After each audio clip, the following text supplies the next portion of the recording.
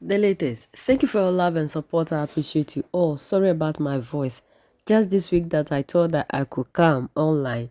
Then headache also. That's why you have not been seeing me. But I just hope that by next week I'll be fine and join you. We can never develop when we try to live in the dreams of other people. The moment you try to be other or you try to be others, then you should know that you can never go far. You need to accept who you are and live in that dream. That is the only time you can know what exactly you can do to move ahead, because you have rules and regulations to guide you as to what to do.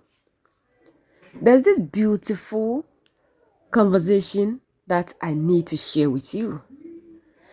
And the reason to which Africa is not moving forward, even though they are talking about South Korea, but we are all in the same soup. Why South Korea is not progressing? That the United States of America walked in and projected itself as whatever to them. And now everything of South Korea is the United States of America. South Korea do not have its own rules and regulations. Before we go maybe further down the structural road, I'd like to bring it just briefly maybe to Korea.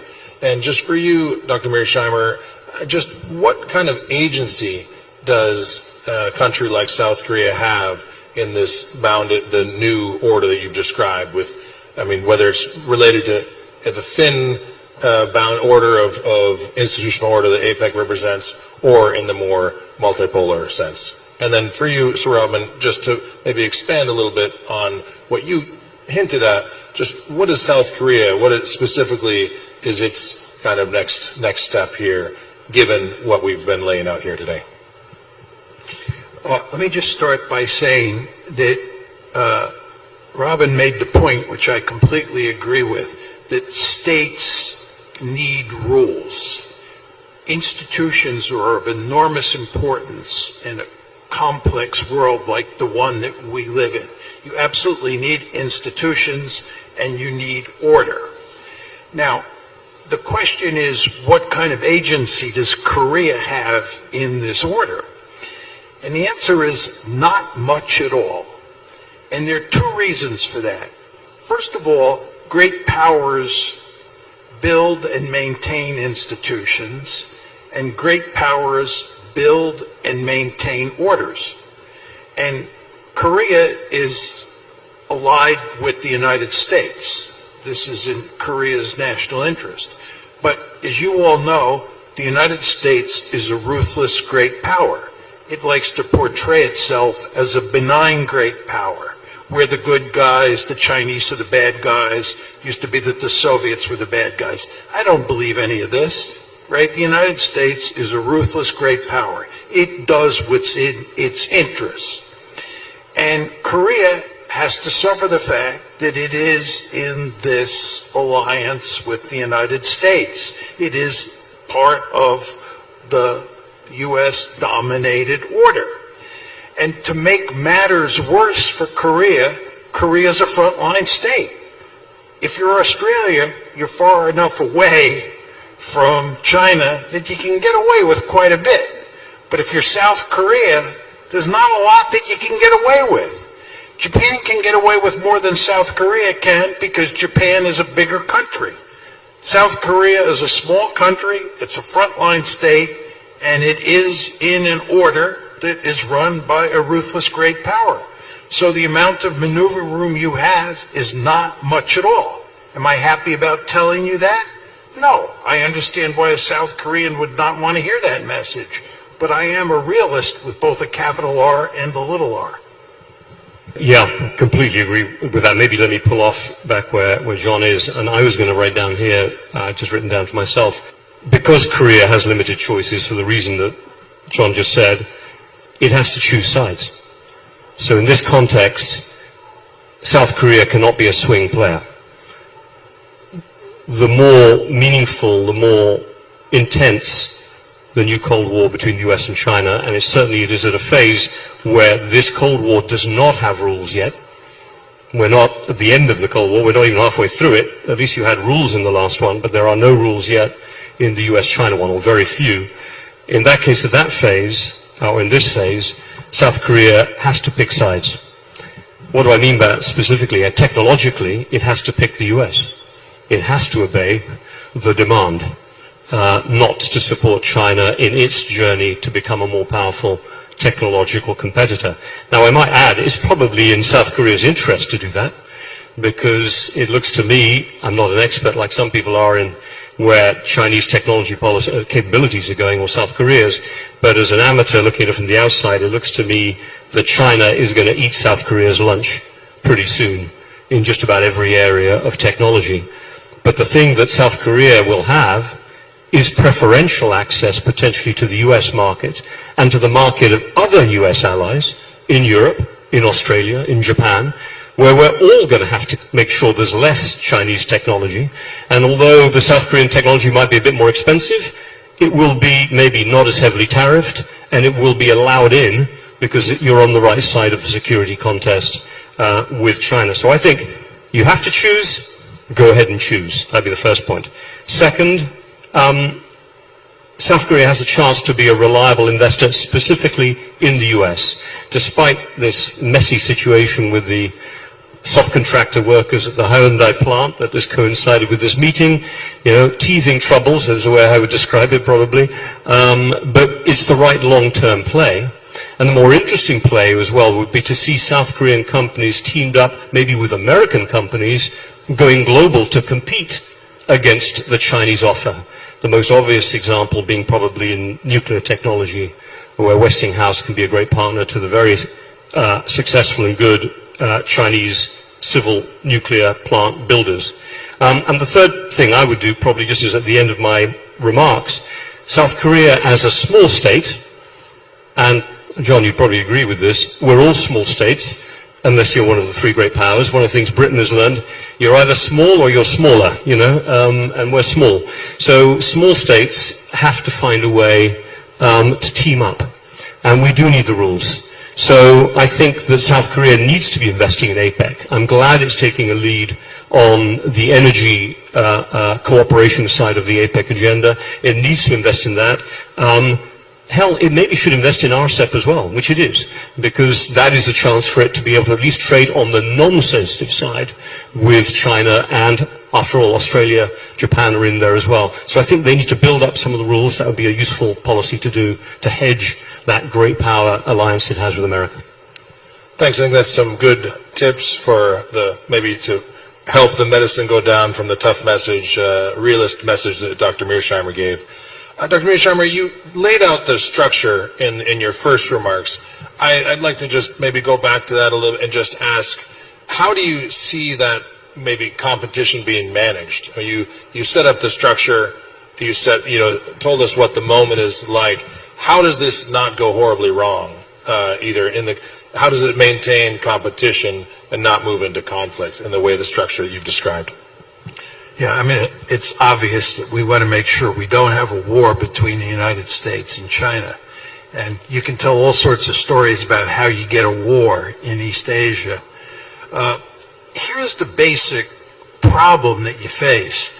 The basic problem is that anytime you get into a security competition involving countries like the United States and China, each side is trying to take advantage of the other side. They're competing for power. We're looking for opportunities to gain advantages over the Chinese, and the Chinese, for good reason, are looking to take advantage of us. I've said many times publicly, if I were the national security advisor, we want to push the Americans out of East Asia. We want to push them beyond the first island chain. We want to push them beyond the second island chain. And then we want to dominate East Asia. We want to tell the South Koreans and the Japanese that we call the tune in East Asia, and you dance to our tune. That's what I do. That's the way it works in the Western Hemisphere. That's how we run the Western Hemisphere. You've all heard about the Monroe Doctrine, right? But what you get here is you get two great powers who are competing with each other for advantage. When I was young, we used to talk about containment. You all know George Kennan was the father of containment. Then I came to realize, reading Bruce Cummings' work, you all know Bruce Cummings, I'm sure, who's one of the great Korean experts in the United States. But he taught me that the United States not only engaged in containment, we engaged in rollback. Rollback. And the first example of rollback was when we crossed the 38th parallel in 1950, right? We were trying to roll back the Soviets during the Cold War, right? So the problem that you face in the U.S.-China competition is the United States won't merely be concerned with containment, it'll be interested in rollback. And I don't have to tell you that the mere mention of the word rollback tells you there's potential trouble. Now, just to get to the management side of the story, the upside, and it's a qualified upside, is we're talking about two countries that have lots of nuclear weapons. And you all know what happens if nuclear weapons get used. Not good things. So we have a very powerful incentive to make sure that we don't get into a crisis, and that if we do get into a crisis, we manage it because of nuclear weapons. So I think paradoxically, nuclear weapons, the presence of nuclear weapons, give both sides really powerful incentives to manage the crisis. But I would juxtaposition that with the fact that good old-fashioned great power politics is a really nasty and brutal and dangerous business. I'm going to stick with the hopeful note that you're saying that nuclear weapons, and that will help manage the conflict and keep us away from conflict. Incentives to manage. And maybe also to finish on another positive note to pull out from something we talked about already. You mentioned also other, Quad, on both sides of the equation, these sub-groupings. But I'd also like to add in, for you, Sir Robin, the maybe not formalized groupings yet. I mean, there's AUKUS, but between Europe and Asia. And how can these groupings, subgroupings, contribute to this world order that Dr. Mearsheimer has laid out? How can they contribute, like you've mentioned with APEC, contribute to the management of this structure and to kind of the building of prosperity going forward? I mean, one of the things that I'm interested in exploring, now that I've got a bit more time to explore things, is the extent to which the United States and China in particular, I think Russia is already a proof point of this, that these three great powers maybe are not as powerful as the great powers have been in past periods of history. It needs testing as a thesis, but if you look at the United States with its current debt level, you look at what Donald Trump considers, and some Democratic leaders also considered, the overuse of the dollar and America's hold of the choke points of the financial system, overuse of those tools as part of their foreign policy in the last 10 years. That is leading to a blowback and an effort to try to not be as reliant on the dollar as one has been in the past.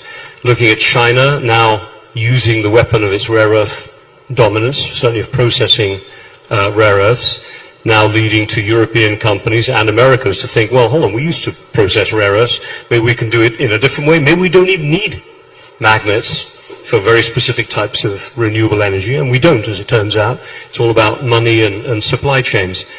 They projected China to be bad, and the United States of America, as we know, wherever they go, they are the best. And that is the reason to which South Korea is where it is. And that is why Africa is where it is. We are not moving forward. When other people are using their own models, we are using other people's model. We are being regulated. We are living the dreams of other people. They decide what they think is best for us. And if we continue to live in this world, other people decide what they think is best for the African. And if we continue to be living in this world, we can never move forward. Because they have blinded us to the point that when other people are even showing us good things, we find it so difficult to see. Like the way they started branding Russia, that Russia is bad, Russia is this. But we've seen that Mali, Niger, and Burkina Faso moving with Russia has caused a change. And hadn't been Russia intervention in Mali, Niger, and Burkina Faso, these things would have been history. Africa, we should have our own model. We should have our own rules and regulations. We should decide what is good for us and stop living the life of other people. Until we do this, we can never move forward. Today, Africans, we have lost our value, our tradition and culture. We are giving ourselves out for colonization, all in the name of trying to be civilized. But at the end of the day, we are being colonized in the modern way without us knowing. The disunity they've preached among us is still holding water, like they decided to create that division among them. South Korea and China. Wherever you will go and there will be a change, they must come and spoil it.